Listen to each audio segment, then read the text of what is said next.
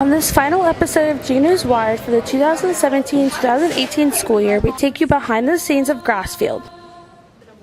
Our reporters caught up with some very talented students expressing themselves on the stage and on the canvas, while other students came together for ROTC dining out and an annual Flippathon to raise money for the CHKD and the Ronald McDonald House. We also take you back to all the food, fun, and games during our first One Lunch event. I'm Jean Luther. And I'm JC Wallner. G News Wired starts now.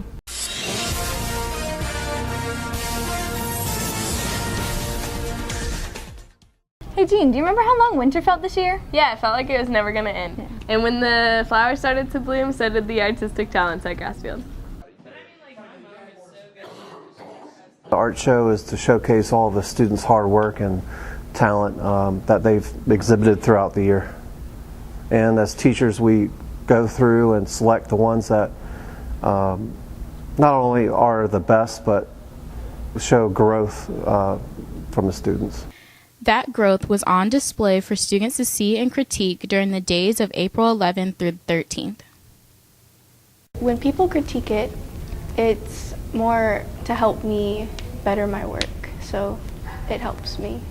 It makes me feel vindicated in all the hard work I put into the lessons and the daily grind of teaching art, but also I feel better for them because I like to see the look on their face when they find out.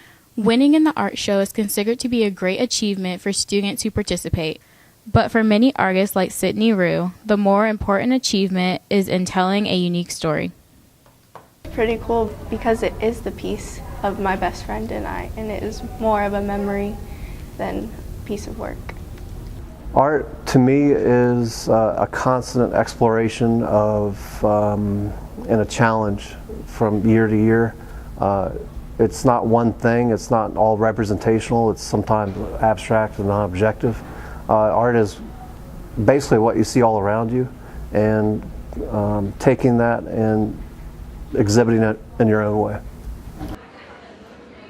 I'm very proud of Grassfield's art department, how we've grown, and I'm proud of the student show every single year. It's strong. Reporting for G News Wired, I'm Tiana Neville. Those students really seem to have a passion for art. One junior shows her passions through a different form of art. Here's reporter Jean Luther with photographer Tiana Neville. Kaylee Stiles, a junior at Grassfield, has been growing and developing as a photographer throughout the past few years. She not only participates in photography classes and is a part of the yearbook staff here at Grassfield, but also does many shoots on her own time. I've been taking photos for like 3 years now, and I started taking people about a year ago. I draw a lot of my inspiration from random things around us, like flowers and things like that. So a lot of people I look up to are like people in my community, like the people I hang out with, and I always look up to them and stuff like that.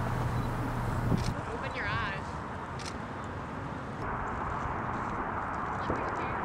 The way I've grown is I've definitely I'm able to work with people more easily. Like I'm able to talk to people. Before I really didn't like talking to anyone, and I think I'm just more outgoing now and things like that. So my preference in shooting is I tell the models to get weird because I think the weirder, the more high fashion it is, and that's what I'm always striving for. So I always tell them, like, if it feels weird, you're doing great. Like, that's what I want, and yeah, that's kind of like weird, I guess. Weird fashion is like my style preference. I'm so high at the moment. I'm so caught up in Kaylee started to find models just off of Instagram with hashtags or taking pictures of friends, but is now only working with agency-signed models. Starting photography so young, Stiles has been able to develop her own style and learn how to edit pictures and manipulate her surroundings to get the shot she wants. I'm reporter Jean Luther with photographer Tiana Neville. Wow, Jean, that was a cool story. I didn't know that about her. Yeah, thanks. She seems really comfortable behind the camera. We have more students that deserve to be on camera too. The Grassfield High School Chorus performed at their annual variety show. Although most people only listen to modern music nowadays, on Friday, April 20th, Grassfield Chorus hosted the annual variety show, this time with a Decades theme. The The show is for chorus students to showcase their talents, musical or otherwise. I think it's great. I think it gives a chance for chorus students to put on a show that's just for them and not the whole school.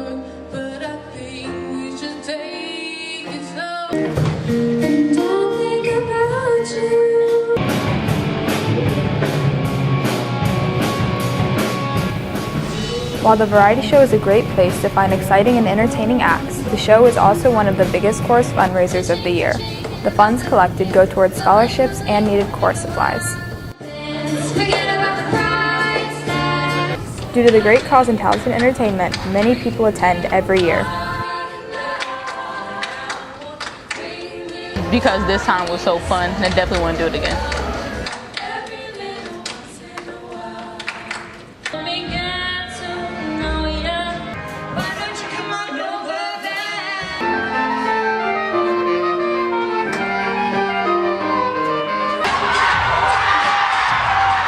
Oh yeah, I'm trying to show off my vocal range next time. I mean, you already know I can dance.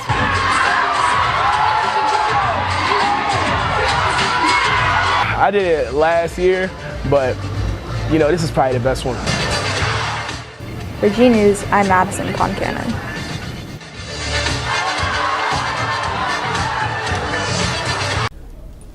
Man, after watching them dance, I really wanted to see what it felt like to be in a dance mob. Yeah, I've just had some moves that I've been waiting to show off. The spring musical, Beauty and the Beast, also had some amazing dance numbers. Here's Krista McCoy with a closer look. I'm just so grateful for this experience and for Miss A for putting on such an amazing show and this amazing cast. They are all so fantastic. Each one of them is a star, and I am so appreciative to have been a part of it. All the visitors, young and old, who came to see Grassfields Theater Company's production of Beauty and the Beast appreciated the hard work of the cast who brought magic to the stage. As punishment, she transformed him into a hideous beast, placed a powerful spell in the whole castle, and all who lived there. I wanted to be in this production mainly because the Grassfield Theater Company, we're just a big family. I just love theater and musicals, and I've grown up doing all sorts of those types of things. And when I heard they were doing Beauty and the Beast, I mean, I was like, there's no way I'm not going to audition for that.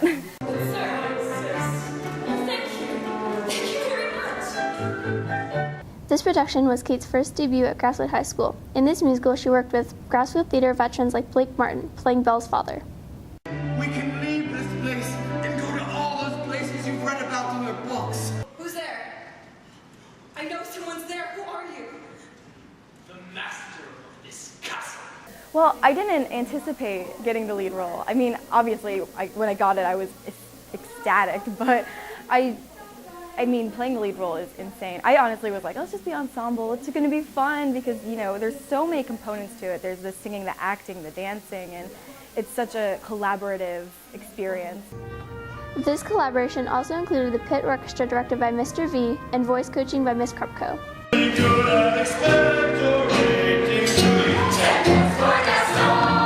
I've been acting for 6 years now. I've been acting as long as I can remember.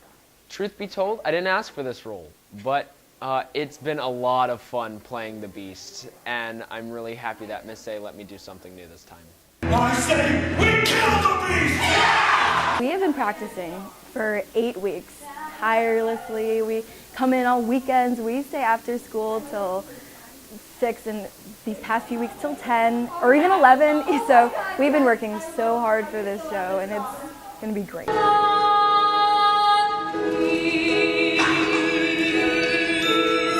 This is Krista McCoy reporting for G News Wired. Whoa, did you just see that guy do a flip? Yeah, that was incredible. I wonder if he could keep up with our cheerleaders at the Flippathon. Usually cheerleaders are found cheering at football games, but on May 24th, the varsity cheer team held a unique fundraiser. The Flippathon is a fundraiser that started, it was an idea of Megan Curry, who was a former cheerleader who was undergoing a stem cell transplant. We thought it was going to be something that she could participate in year after year, but it ended up becoming a memorial when she passed away. In its 5th year, the Flippathon still continues to honor Megan Curry despite a change in format. This year, we've had several different formats. We've had the same format for the last 2 years, where we've done 3 to 4 man teams, and they compete. It's timed. They each get an 8-minute first round, and those totals are added to a 6-minute second round. And then the top 4 teams advance to the semifinals, where the number 1 seed, meaning the team that had the most flips, takes on the number 4 team, and then the number 2 team takes on the number 3 team. And so from there, the 2 winners face each other head-to-head in the final round. This year's Flippathon champion team was from Virginia Beach, and they did over 1,000 flips.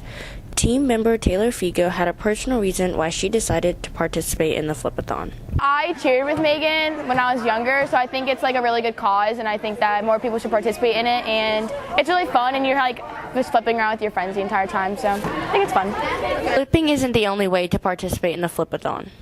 People are sponsors. They sponsor the event. They can get their logos on the back of the shirt. They can purchase t-shirts that we sold. We had silent auction items. We had concessions. We had just plain donations at the door. We had chance giveaways. So there's several different options for people to, give. Throughout the last 4 years, the Grassfield Varsity Cheer Team has raised $45,500 for CHKD and hopes to raise even more money in the years to come.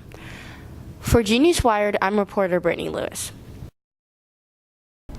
The cheerleaders in the community of Grassfield have become passionate about the Flippathon each year. Miss Patton, a teacher at Grassfield, is passionate every day during her math lessons. Here's what some students had to say about her. I knew since kindergarten that I always wanted to be a teacher, and throughout the years I absolutely loved math, and so I knew I wanted to be a math teacher. Miss Patton has been teaching at Grassfield since its beginning. Her commitment to her job and her students has earned her a reputation as one of the best. Teachers, they don't get paid that much, but most teachers don't act like they want to be there, but she taught me that as long as you're doing something that you love, you'll have fun. And she really loves math, so. Love definitely the teaching the best, the actually explaining the concepts, working with the students, helping them understand it, seeing the light bulbs go off, that's the great part. Teaching what most would say is the hardest subject, Miss Patton's teaching style gives students the confidence in their math abilities. I try. I've had lots and lots of adversities in my life, and we've just learned, and I was taught and raised that, you just have to go with the flow and just look at all the good that surrounds you, always look for the positive, and by keeping a positive attitude, it makes you try to do your best. At first I was like, why is she so happy about math? But then I was like, this definitely makes it better to learn. I was like, she's pretty cool. She's really nice. I think they just like to give up too quickly. Math, it seems to build, and so people are just afraid because they're like, I can't build, I didn't know what happened before. And so I try to make math fun. Math doesn't have to be boring. Math can be exciting. It was so good, it totally broke. Makes it easier to learn, and she actually helps you personally. Even through the constant changes that come with being a math teacher, Miss Patton knows how to deal with the pressure. I think to be flexible, because our schedules have to change, the bells have to change, student changes every semester. We as math teachers, we're not even positive what we will teach the next coming year, and so you just have to learn to be flexible. I want to be like her when I grow up, just happy doing what I love to do. Reporting for Genius Wired, I'm Melissa Latham. Another way teachers showed their love for students was by organizing and participating in One Lunch. Reporter Ashton Huggins has more on the story. Ping pong, karaoke, and cupcake decorating aren't things students normally do at school, but on April 13th at the first One Lunch event, students had the opportunity to do these things and much more. I ate lunch for the first half and I did karaoke the second half, which wasn't quite schoolwork, but probably next time I would. It gives you more time to finish your homework and stuff instead of being so rushed. There were lots of activities and benefits. Students could get help on certain subjects or spend the entire One Lunch relaxing. I guess a fun thing where students from different classes and different lunches can meet up and have fun. Other fun options included video games with Mr. Gable and coloring in the art room with Mr. McCraw. But some activities were so popular that students could not participate. I tried the cupcakes and we waited another 20 minutes to get in, but there's a big line. Teachers who didn't sponsor additional activities provided supervision in the common areas. After the event, students and teachers were asked how they felt and if they'd like to participate in One Lunch again. I would say maybe yes if they have more like fun stuff to do, and maybe make it a little bit longer. With photographers Tegan Conwell and Brittany Lewis, I'm reporter Ashton Huggins. Karaoke looked like so much fun, and some of my friends even got to catch up on their makeup work during One Lunch. What did you do? Well, there's so much stuff to do and so many ways for students to get involved, but I thought it was really cool that I just got to hang out in the courtyard with some friends that I don't get to normally see. Another place people got to connect with their friends was at the JROTC dining out ceremony. Here's reporter Seth Bennett. Grassfield's JROTC held their annual dining out to celebrate the camaraderie and achievements of the cadets throughout the year. They commemorated the successful year with food and fun. What I like about ROTC is probably it's kind of like a big family, and also I basically live there, so that's part of my everyday. It's really nice to have all my friends there and stuff. I like ROTC because I think it is a great investment for people who are trying to join in the military, and I feel like it's just a great group to join, just for the fun of it. One of those fun, or at least interesting events is the Grog Bowl. The grog contains, from what I've heard, is vinegar, hot sauce, garlic, cayenne pepper, water, and normally there's cornflakes in it, but they forgot to do it this year, and dry ice. But they don't make you drink that. After the banquet, the cadets and their families went to the auditorium for an award ceremony where they received superlatives. Michael Dory and Melvin Rubio were also recognized for continuing their ROTC career at the Air Force Academy and Virginia Military Institute. I'm reporter Seth Bennett with photographers Tegan Conwell and Tristan Swartz. That's all for this episode. We hope you have enjoyed getting an inside look at all that has been happening throughout our school this spring. Thanks for tuning in. I'm Jean Luther. And I'm JC Waltner. Have a great summer.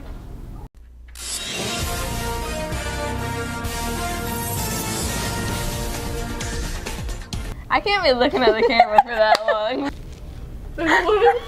And I'm JC. Oh, Waltner. I didn't say that on the... Okay. Yeah, no, we're not doing that. Thanks. Yeah. Kaylee seems really comfortable behind the camera.